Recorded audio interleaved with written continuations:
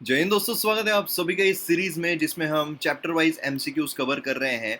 हम पॉलिटी जो है उसके एमसीक्यूज कवर कर रहे हैं। यूनियन एंड इट्स टेरिटरीज ये वाला चैप्टर आज हम देखने वाले हैं। लास्ट लेक्चर में हमने प्रीएम्बल से रिलेटेड जो एमसीक्यूज हैं उनको कवर किया था। तो अगर आपने पिछले वीडियोस नहीं देखे हैं तो ज़रूर देखिए, इससे आपको बहुत ज़्यादा फ़ायदा मिलेगा। तो चलिए शुरू करते हैं। शुरू करने से पहले जो पीडीएफ है, क्योंकि काफ़ी लोग बोल रहे हैं कि पीडीएफ जो है वो कहाँ से मिलेगी, काफ़ी लोग इंस्टाग्राम पर मैसेजेस कर रहे हैं कि इसकी पीडीएफ चाहिए। एमसीक्यूज़ इतने हाईएस्ट क्वालिटी कंटेंट जो एग्जाम में आपको काफ़ी ज़्यादा हेल्प कर सकते हैं। तो जो पीडीएफ है वो आपको मिल जाएगी टेलीग्राम चैनल से, मयूर मोगरे। यहाँ पर आपको फॉलो करना है t.me/मयूर मोगरे। तो यहाँ से आप जितनी पीडीएफ है, जितने वीडियो लेक्चर्स है, सारे के सारे वीडियो लेक्चर्स की अपडेट प्लस जो पीडीएफ है वो आपको मिल जाएगी। तो ये चीज़ आप यहाँ से कर सकते हैं। आइए पहले क्वेश्चन पर आते हैं। तो पहला क्वेश्चन है, आपको कुछ स्टेटमेंट्स दिए गए हैं और आपको करेक्ट स्टेटमेंट कौन सा है ये पहचानना है। करेक्ट स्टेटमेंट पहचानना है। तो पहला है, टर्म जो है यूनियन ऑफ इंडिया ये वाइडर एक्सप्रेशन है देन टेरिटरी ऑफ इंडिया। दूसरा है कि कॉन्स्टिट्यूशन जो है उसमें प्रोविजंस दिए गए हैं जिससे कि आप नए स्टेट्स को स्टैब्लिश करने में डील कर सकते हैं जो कि भारत का पार्ट नहीं है। और तीसरा है, इंडिया जो है वो अपने पार्ट की मतलब जो टेरिटरी है उसको सिसीड कर सकता है। देखिए यहाँ पर क्या होता है, एक एक वर्ड जो है काफ़ी इंपॉर्टेंट रोल प्ले करता है, इसलिए यहाँ पर आपको बहुत अच्छे से ध्यान देना है कि क्या एक्चुअल में बोला गया है क्वेश्चन के द्वारा। ठीक है, इसमें बहुत सारे जो एस्पिरेंट्स हैं वो इस तरीके से कंफ्यूज होते हैं, अपना दिमाग लगाना शुरू कर देते हैं कि ये शायद ऐसा होगा या ये शायद वैसा हो सकता है। तो इसमें आपको ध्यान देना है कि India can cede a part of its territory, दे सकता है किसी भी फॉरेन स्टेट को, क्योंकि ये एक सोवरन स्टेट है। तो अब यहाँ पर आप देखो तो आपको करेक्ट स्टेटमेंट जो है वो बोला गया है। तो टर्म जो है यूनियन ऑफ इंडिया, इसका वाइडर एक्सप्रेशन है क्या? जो यूनियन ऑफ इंडिया है ना, हमें देखने को मिलता है कि भाई इंडिया जो है वो यूनियन, एक यूनियन है। अलग अलग जो स्टेट्स है उनके थ्रू यहाँ पर बना हुआ है। लेकिन क्या यहाँ पर इंडिया जो है वो अलग अलग स्टेट्स पास में आकर बना हुआ है? जी नहीं, साथ में थे इंडिया बना एंड देन अलग अलग स्टेट्स जो है वो हमें देखने को मिलते हैं। तो यहाँ पर अगर आप देखोगे तो जो टेरिटरी है ऑफ इंडिया है इसका वाइडर एक्सप्रेशन है। Territory of India has a wider expression, not union of India. तो ये चीज़ आपको यहाँ पर ध्यान देना है। ठीक है, क्यों? क्योंकि अगर आप देखोगे तो इसमें सिर्फ और सिर्फ जो यूनियन ऑफ इंडिया है इसमें सिर्फ और सिर्फ हमें जो स्टेट्स है वो दिखाई देते हैं। लेकिन जो टेरिटरी ऑफ इंडिया है, टेरिटरी ऑफ इंडिया में हमें सिर्फ स्टेट्स ही नहीं लेकिन जो यूनियन टेरिटरीज है, केंद्र शासित प्रदेश है, वो भी हमें दिखाई देते हैं। और इसीलिए यहाँ पर हमें देखने को मिलता है कि भाई यहाँ पर टेरिटरी ऑफ इंडिया जो है उसका वाइडर कॉन्सेप्ट है, वाइडर एक्सप्रेशन है। ये क्लियर है आपका? हमारे यहाँ पर कितने 28 स्टेट्स है ना।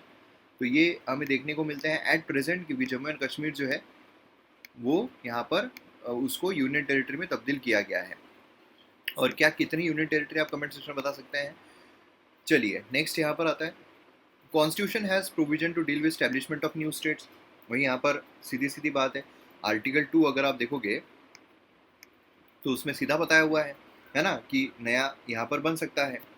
एंड यहाँ पर आप देखोगे तो थर्ड स्टेटमेंट जो है ये भी करेक्ट है, part of its territory seed कर सकता है टू फॉरेन स्टेट्स, क्योंकि इंडिया जो है वो एक सोवरन स्टेट है।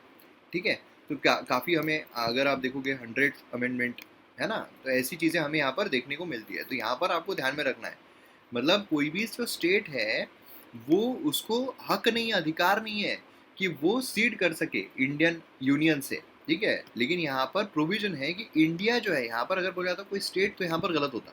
ठीक है, तो यहाँ पर 2 और 3 सही जवाब, बी जो है इसका सही जवाब हमें देखने को मिलता है। तो यहाँ पर आप देख सकते हो जो मैंने आपको एक्सप्लेन किया है, फर्स्ट करेक्ट है, सेकेंड सॉरी फर्स्ट इनकरेक्ट है, सेकेंड करेक्ट है एंड थर्ड यहाँ पर करेक्ट है। तो इस तरीके से आपको यहाँ पर जो क्वेश्चंस हैं वो आ सकते हैं। ठीक है, चलिए नेक्स्ट इसमें नेक्स्ट क्वेश्चन पर बढ़ते हैं, लेकिन उससे पहले एम अकेडमी ऐप अगर आपने डाउनलोड नहीं किया तो यहाँ पर कीजिए। आपको जितने भी कोर्सेस है यूपीएससी और बाकी स्टेट पीएससी से रिलेटेड वहाँ पर देखने को मिलेंगे।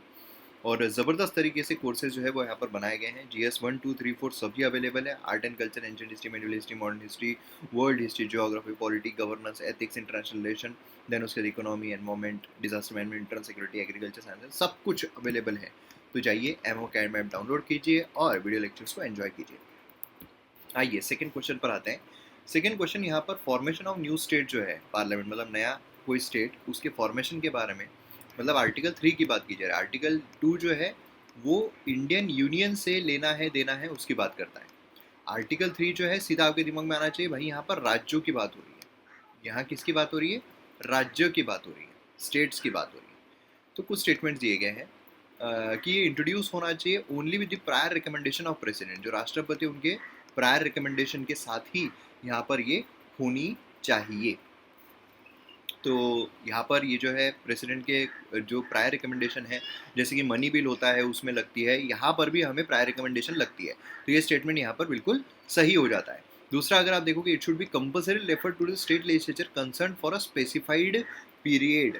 यहाँ पर जो स्पेसिफाइड पीरियड है, देखो स्टेट लेजिस्लेचर जो होता है, प्रेसिडेंट की रिकमेंडेशन लगती है, फिर प्रेसिडेंट जो है व्यूज एक्सप्रेस करने के लिए जो स्टेट्स हैं उनकी तरफ भेजता है। तो यहाँ पर ये भी आप देखोगे तो ये हमें सही जो है वो देखने को मिलता है। थर्ड, अगर आप देखोगे bill refer to the state legislature, ये सिंपल मेजोरिटी से यहाँ पर पास होना चाहिए एंड देन पार्लियामेंट में इंट्रोड्यूस हो सकता है। देखिए यहाँ पर ऐसा कोई प्रावधान नहीं है कि भाई यहाँ से सिंपल मेजोरिटी से पास होना ही चाहिए या ऐसा होना चाहिए। दिखा सकते हैं, उन्होंने माना तो ठीक, नहीं माना तो भी ठीक। तो यहाँ पर ये यहाँ पर गलत हो जाता है। अब यहाँ पर नॉट करेक्ट बेसिकली नहीं, लेकिन यहाँ पर जो करेक्ट है वो पूछा गया है, तो करेक्ट है ए। ठीक है, तो यहाँ पर जो मैंने अभी बताया है वही सारी चीज़ें यहाँ पर भी मैंने एक्सप्लेन की है, तो आप देख सकते हैं यहाँ पर सारी की सारी चीज़ें। चलिए नेक्स्ट इस पर बढ़ते हैं। यहाँ पर थर्ड क्वेश्चन है और इसमें आपसे पूछा गया है कि सिक्किम जो है was one of the Indian princely states before 1947। Sikkim जो है ये इंडियन प्रिंसली स्टेट था बिफोर 1947। मेघालय जो है ये फर्स्ट टेरिटरी है to be given to status of sub state and during the time of independence. जो मणिपुरम मिजोरम है ये आसाम का पार्ट था।